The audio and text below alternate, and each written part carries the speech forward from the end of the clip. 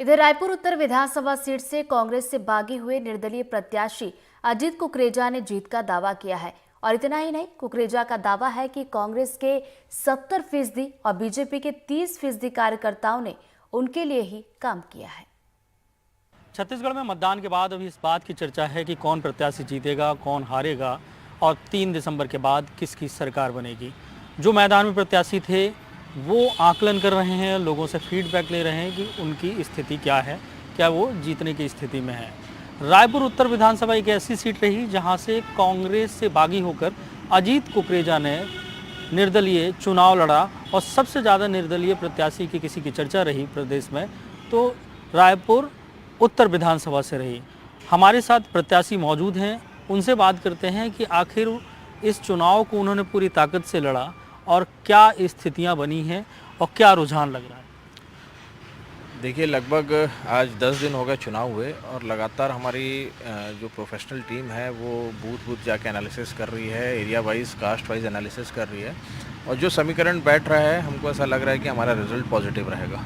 अच्छा, कितना वोट पड़ा आपकी विधानसभा सीट में? लगभग 1,12,500 55.59% वोटिंग हुई है। पिछले बार से 5% कम हुई है और 2013 से 10% कम हुई है वोटिंग।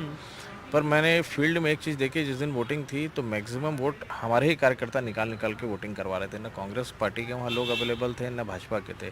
और जिस हिसाब से फिर माहौल बना और जैसे फीडबैक आ रहा है, चीज़ें काफ़ी पॉजिटिव लग रही हैं। कितना वोट मिलने की उम्मीद दिख रही है?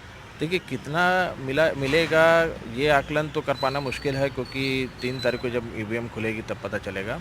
पर ओवरऑल एनालिसिस में कांग्रेस बीजेपी से हम आगे हैं, इतना समझ में आ रहा है।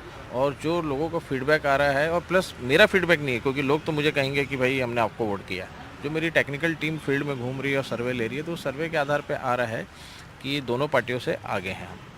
अच्छा, नुकसान सबसे ज़्यादा किसको कर रहे हैं, भाजपा कांग्रेस? क्योंकि कांग्रेस देखिए, मैंने पहले दिन ही स्पष्ट किया था कि मैं किसी को नुकसान करने के लिए चुनाव नहीं लड़ रहा हूँ।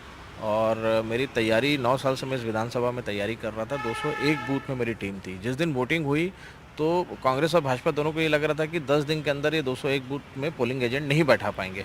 पर आखिरी में ये रहा कि हमारे 201 बूथ में पोलिंग एजेंट बैठे। भाजपा के लगभग 17 एजेंट नहीं थे और कांग्रेस के 11 एजेंट नहीं थे।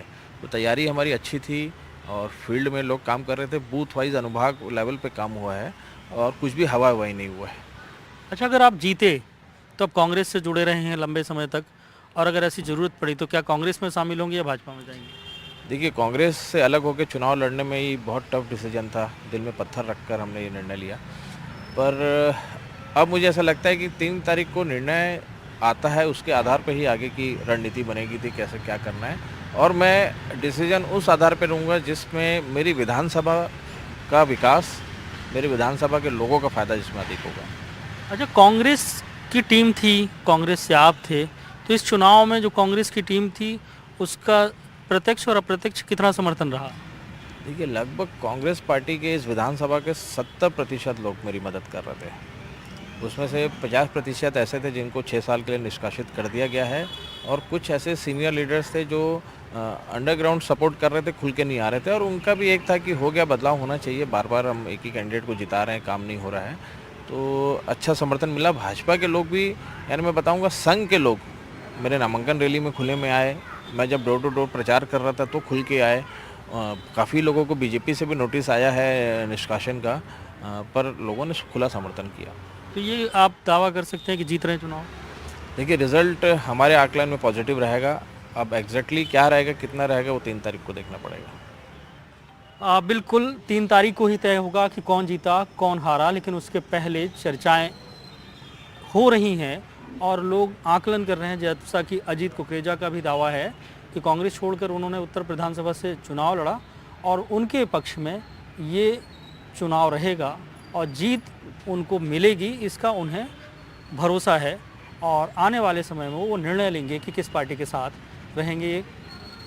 कैमरा पर्सन प्रवीण साहू के साथ जुल्फिकार अली, एनडीटीवी के लिए।